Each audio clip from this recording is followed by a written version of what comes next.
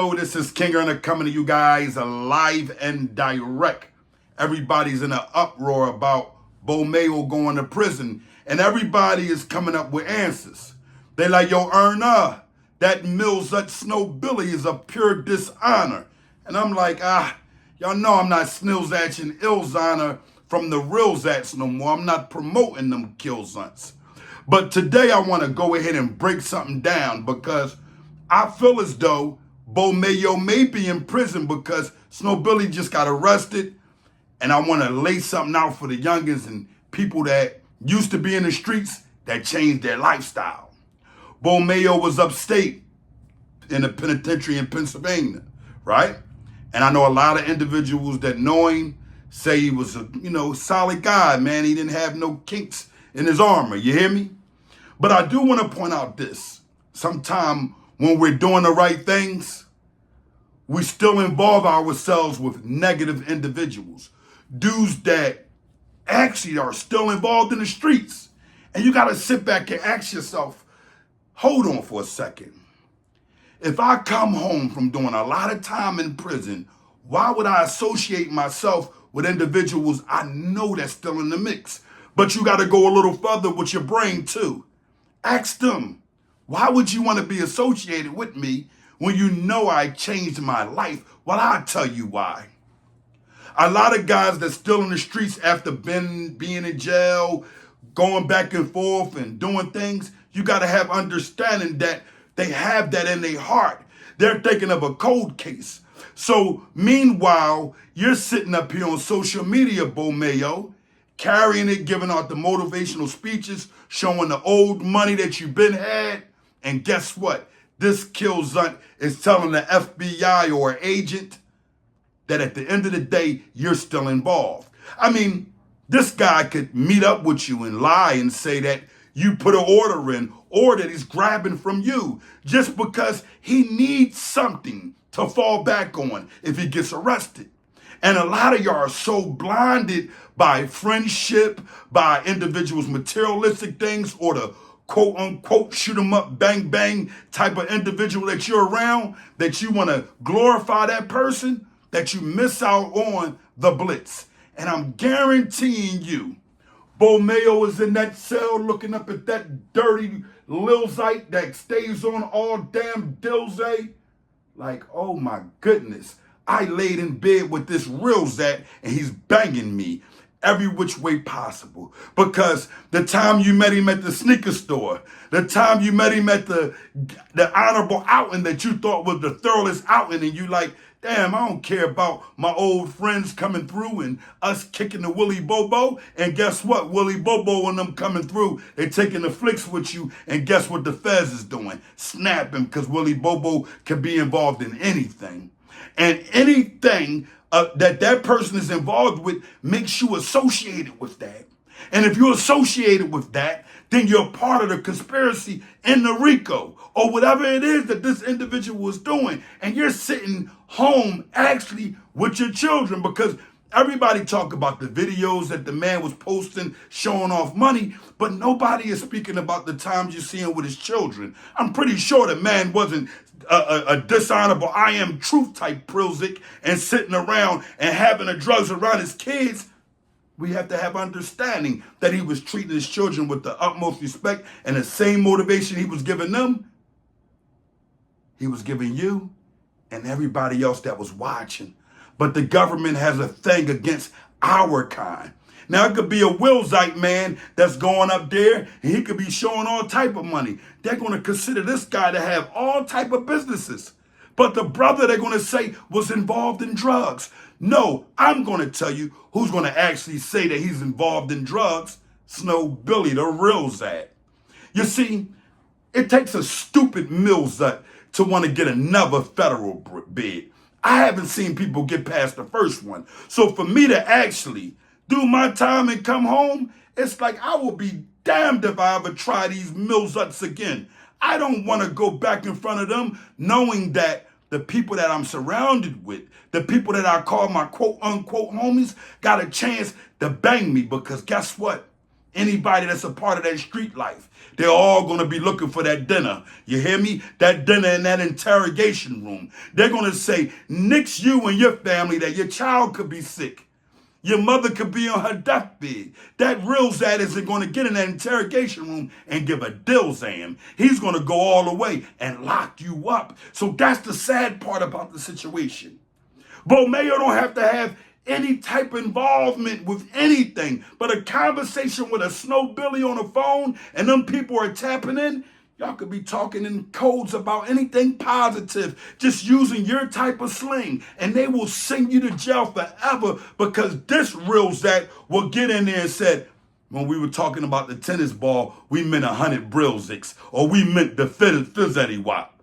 And I know the judge in them is like, well, what in the hell a tennis ball got to do with the Fizzetti Wop? But the government, the prosecutors, will use anything possible to actually bang you. And they'll start coming up with the codes while they're investigating you. Tennis ball means 100 bricks, mixed with the Fizzetti Wizop. Schoolyard means meet me at the spot. And guess what? You're actually talking about doing these things in a positive manner, and it has no codes to anything negative. But you're going to continue to fail and say, I'm not going to take the honorable route out.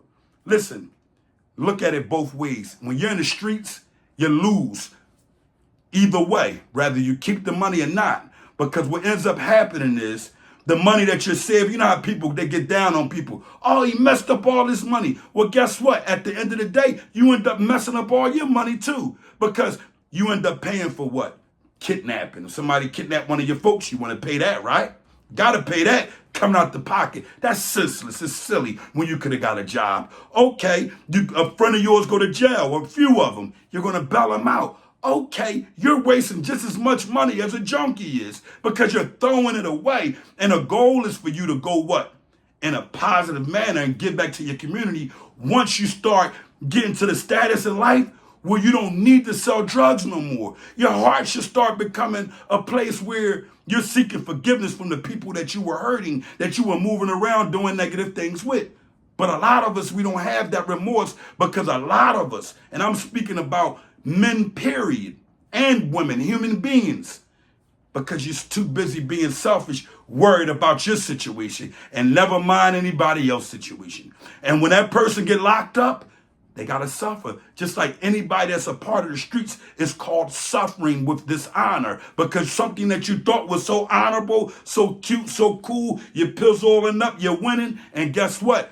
Turns out it's very dishonorable because guess what? Your family members, your loved ones, they're missing you. Your aunt that's on her last breath, she's still dying. Your uncle that just come home from doing all the negative things that he may have taught you and been telling you to do the right thing. When he's coming home, he's missing you because you follow his footsteps. So everybody that's caught up in a circle of dishonor, you're never going to pull no honor out of it unless you go in the right direction. The first thing you got to do is the same thing a junkie would do when they stop getting high. You hear me? You stop being in contact with the drug dealers that you bought the drugs with. You stop going around the people, places, and things and the negativity, right? Correct?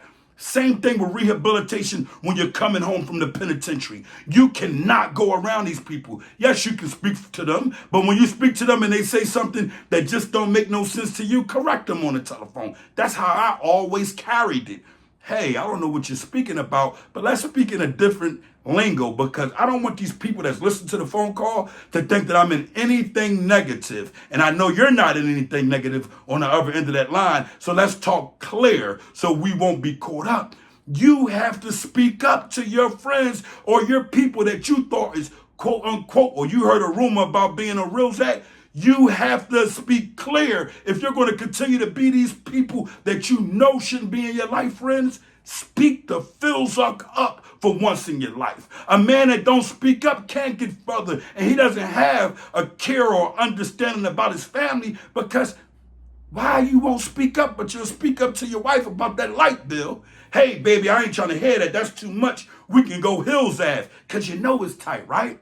But you won't speak up to that gizzard that knock on your door and say, can I put that in here for a couple seconds? We ain't doing no more of those type of favors. I mean, the only way you can get that type of honor, if I know that you're running and you say, left my back door open, and when you come in through my back door, I'm going to say to you clearly, make this the last damn Tilzime, because I'm going to always make sure a friend is safe. But I'm not going to lose my whole entire life and lose the love and honor that my family got involved in me just to, please a friend for only a hot second, and that friend knew better. We got to grow up. Y'all got to grow up. Women that's around these gizzards, stop allowing it, because at the end of the day, you didn't put your name in this, you didn't put your name in that, and all of a sudden they laundering. And I would like to help the brothers, but we got to start being stable, building our own credit, building our own names in a positive fashion. Just like you tore it down, you can rebuild it and go in the right direction, but a lot of us don't have that strength to just speak up. So today, King Erna is going to say, do something that B-Mayo should have done. Speak up. Let that Snow Billy type of Rilzat that's popping up that you thought was all right and everybody's assuming that he's a Riz, and you know the paper out there. Don't let him come around you no more. He damn sure enough can't come around my family. Because it takes a special individual to come around my family. You have to love me and I have to know you love me. You have to honor me and I have to know you honor me. Because if you love and you honor me, you're never going to be selfish and put me or my family in a bad jam. King on Alive and Direct. Let's carry the honor correctly. Free B-Mayo. May he continue to stand 10 toes down like he's already done in his past when he was in negative things and had to go to jail in due time. Because at the end of the day, this is pressure. And all that money that he had on the line, he's going to miss it. And I'm pretty sure that he's been getting to that type of coin. So he understands the understanding of missing something that had no value from the get-go. King on a Life and Direct.